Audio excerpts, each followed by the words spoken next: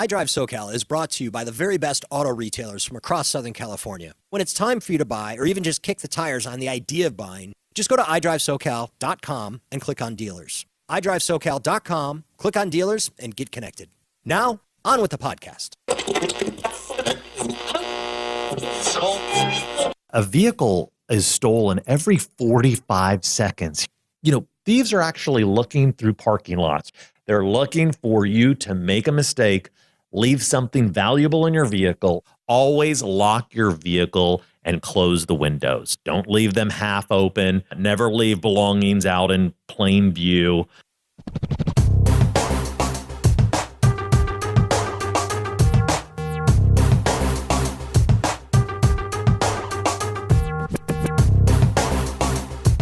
Welcome to iDriveSoCal, the podcast all about mobility from the automotive capital of the United States, Southern California. Tom Smith here with Doug Shoup, the Senior Public Affairs Specialist of the Auto Club of Southern California. Most of us know them by AAA. Doug, thanks for joining me again. Thanks, Tom, for having me. The topic that we're covering today is as it gets hotter out and we're out on the roads, for some reason, more carjackings, more issues on the road. Is that a typical stat? Is there a seasonality to it, or is that just something that maybe is perceived? Well, when it comes to vehicle theft, we typically see those on the rise, when a lot of people are out on the move. They're parking in different places that they wouldn't normally park. But a vehicle is stolen every 45 seconds here in the United States. I mean, that's incredible. Every 45 seconds? Every 45 seconds, there's a vehicle stolen in the United States. And although the auto theft rates have declined in recent years, car theft is still a very common crime, and it's a crime of opportunity. If you give a criminal the opportunity to steal your car, they're going to take it. Now, let's categorize it. There's stealing my car, but then there's also breaking into my car.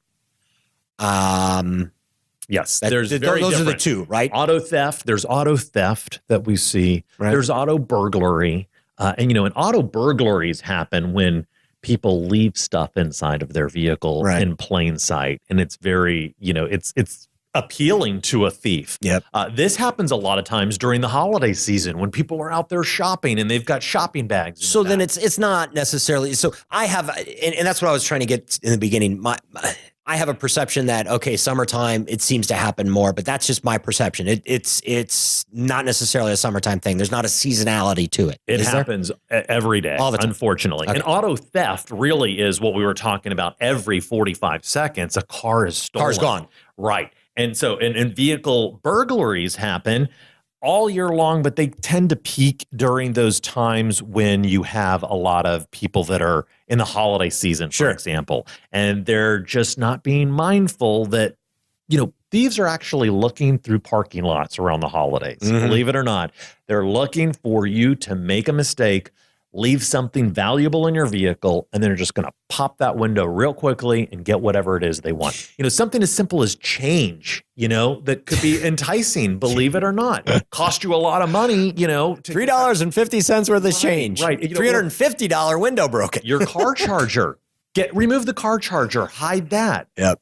Shopping bags, the laptop case, anything in your vehicle that's in plain sight, it could be tempting for someone out there. We have a park around where my wife and I live, and it's a decent area.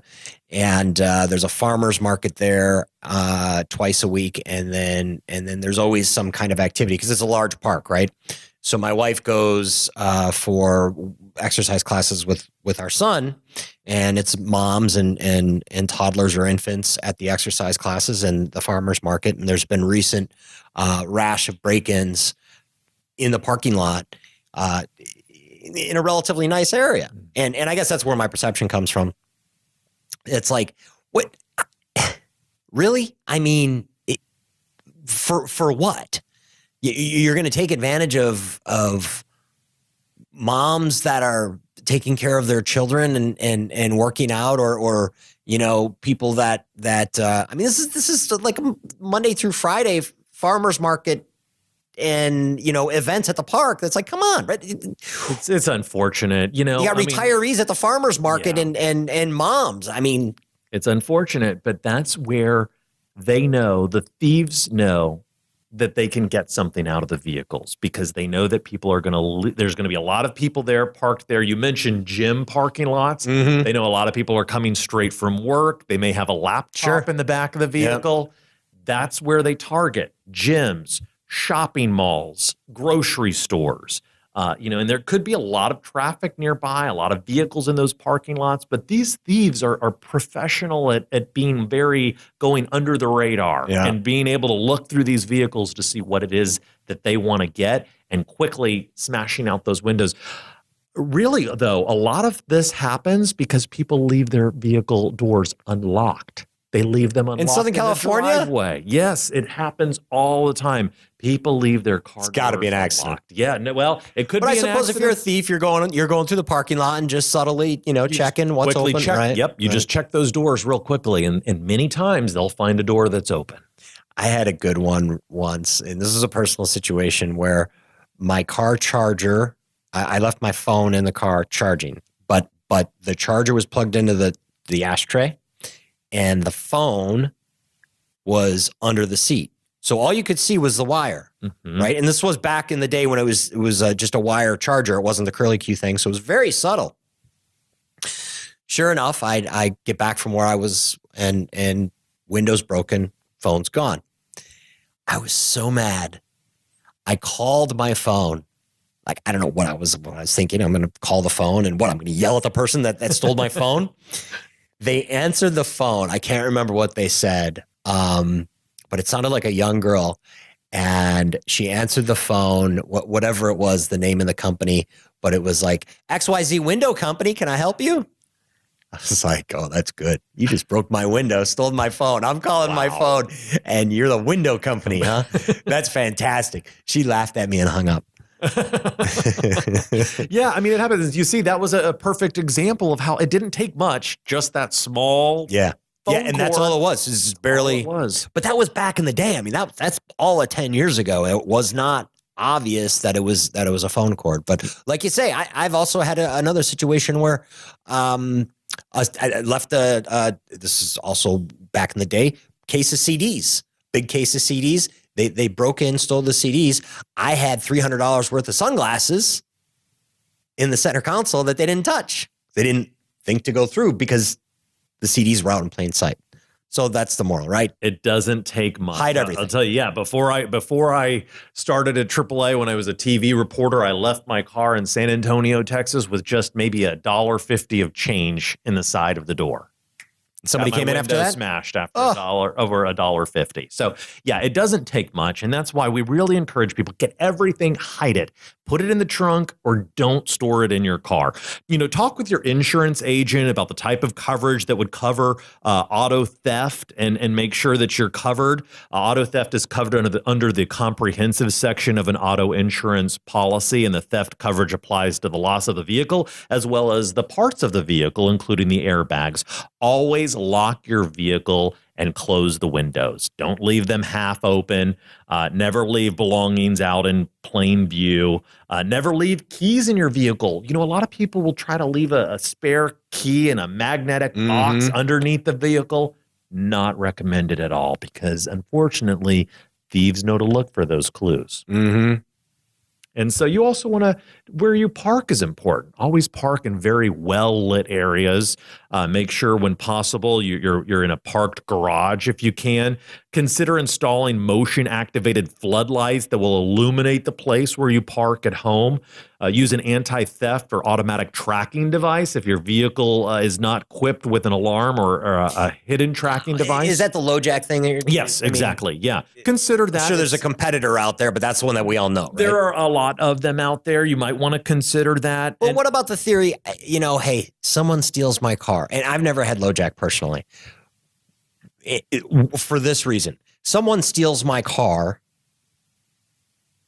I don't want it back. Because it's going to be they're not going to drive it well, right? They're not going to maintain it. They're not going to take care of it. I'm I guess from an insurance perspective, I haven't been in that situation. Maybe the way that it all shakes out, you really do want your car back because it winds up costing you a lot of money if you don't get it back. But my thinking has been, I don't want it back.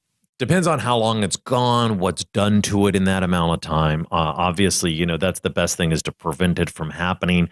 If law enforcement can recover it quickly, you may not have that much damage to it. The Auto Club actually offers free VIN etching events throughout the year. Vehicle identification number etchings. Right. And what that is car window VIN etchings are very small but visible to deter thieves. It's your vehicle identification number etched into the windows, every single window of your vehicle. It helps law enforcement recover. It also helps deter thieves because what they want to do is they want to sell parts of the vehicle. When they see that VIN etching on there, they know they can't sell those parts, so they may go on to the next vehicle. But wait a minute. So you take the VIN number. We take the VIN number. Vehicle identification number. I think everybody knows what it is. It's a number that identifies your specific vehicle. Cars rolling off the assembly lines will have a VIN number. And what you guys do is etch that VIN number into the windows. So all the windows. But then your car gets stolen. The thieves just can't sell those windows. They can't sell those windows. But a lot of times what it does is because they want to sell all parts of the vehicle. Right. It deters them from stealing that vehicle because they already see that. Now, a lot of vehicles come with those windows VIN etched already from the manufacturer. But if you don't have it, it's a good idea to get the vehicle's windows VIN etched. It's about, if you pay for it, about $200, $250. But again, the Auto Club does offer free window VIN etchings at various locations throughout the year. Is that right? Yeah. We do that for free. We do that for the entire community, whether you're a member or not. And we team up with local law enforcement because it's great to work with them. They help us actually etch the windows. And we do this. You guys do that in Southern California? In Southern California, yeah. We do about 4 or 5 events every year, and we try to, sporadically put them all around various locations of Southern California. So we've covered keeping your car safe at home, keeping it well lit, parking in well lit areas. What about driving and a carjacking, which it is for me being a new dad and being a protective husband and a protective father. Very scary thing when I was a single guy, I was invincible. I didn't care. Not an issue. Now it's like I try to avoid certain neighborhoods just because I'm a paranoid dad. Mm-hmm. Yeah, the reality is it could happen anywhere, but it's frightening, I mean, when you hear about it on the news, stealing a car or a truck by force, it does capture headlines in local news. But statistically, your chances of being a carjacking victim are very slim. When they happen, though, they do make big headlines. And so, really taking the actions to prevent it really is best. No one really knows for sure why someone would lead to do that. A lot of times it's a crime of opportunity, a thief searching for a vehicle, then to go commit another crime using that vehicle. Unfortunately, for some young people, it's like a rite of passage or a status symbol, believe it or not. Cars, especially luxurious ones, can provide quick cash for drug users, unfortunately, and other criminals. But how do you prevent it? The best thing to do is make sure that, the best thing to do to prevent carjacking is make sure that you're walking with purpose and you're staying alert when you're walking to and from shopping centers or grocery stores. Always approach your vehicle with your key in hand, look around and inside the car before getting in. Be wary of anybody who's asking you for directions or they're trying to hand out flyers next to your car, and trust your instincts. If something makes you feel uneasy, get into the car quickly, lock the doors and drive away. Now, when it comes to when you're on the road, always keep your doors locked and your windows rolled up, at least part way, if it's hot out and you don't have any air conditioning. When you're coming to a stop, leave enough room to maneuver around other cars, especially if you sense trouble and you feel like you need to get away. And then drive in the center lane to make it harder for would-be carjackers to approach the car. And, if you can't, avoid driving alone, especially at night. Gotcha. Okay. Well, Doug Shoup, always a pleasure. Thank you so much. Senior Public Affairs Specialist at the Auto Club of Southern California. Again, most of us know you guys as AAA. Those helpful folks that come running with a extra gallon of gas when I absentmindedly run out in the middle of wherever I am. But thank you again, Doug. Always a pleasure. And we will talk again soon. For iDriveSoCal, I am Tom Smith. Thank you for listening.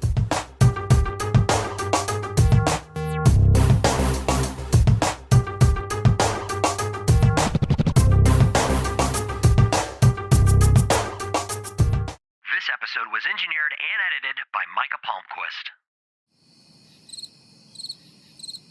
Hey there. Still wanting more iDriveSoCal content? Just go to iDriveSoCal.com. From there, you can subscribe to our podcast and newsletter. And you can connect with one of our awesome car dealer partners to get yourself a sweet new high-tech wonder on wheels. And oh yeah, we always want to hear from you. So please connect with us on Facebook and Twitter. Or if you're not a big social media-ite, you can email us suggestions for stories, people, places, or events you think we should cover. Here's the address: media@iDriveSoCal.com. That's media, MEDIA, at the letter I, drive, DRIVE, SoCal, SoCal.com. Media@iDriveSoCal.com. Thanks again for listening, and definitely reach out with whatever's on your mind.